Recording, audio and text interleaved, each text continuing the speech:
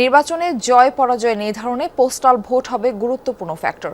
বিশেষ করে যেসব জায়গায় পোস্টাল ভোটার বেশি সেখানে ভোটের লড়াইও হবে হাড্ডাহাড্ডি বলছেন রাজনীতি বিশ্লেষকরা।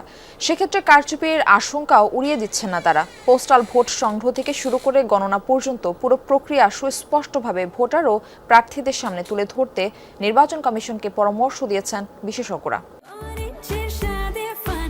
অরেঞ্জ সহ বিভিন্ন ফ্লেভারে প্রাণ ললিপপ জুসি ওয়ার্ল্ড।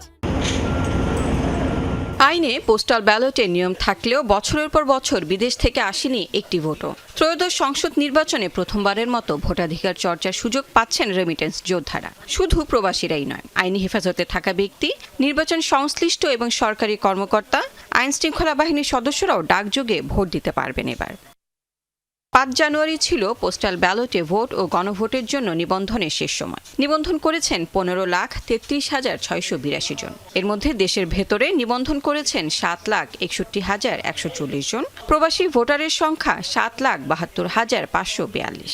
১২৩টি দেশে থাকা প্রবাসীরা পোস্টাল ব্যালটে ভোট দিতে নিবন্ধন করেছেন। সৌদি আরব থেকে সবচেয়ে বেশি নিবন্ধন করেছেন ২,৩৯,১৮৬ জন।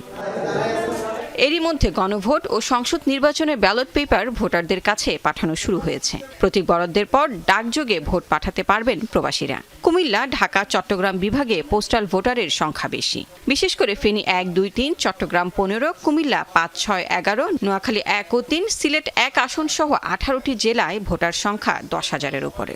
এই ভোটগুলি যেসব আসনে হাড্ডাহাড্ডি লড়াই হবে সেখানে জয় পরাজয় ভূমিকা রাখবে মনে করছেন এই বিশেষজ্ঞ।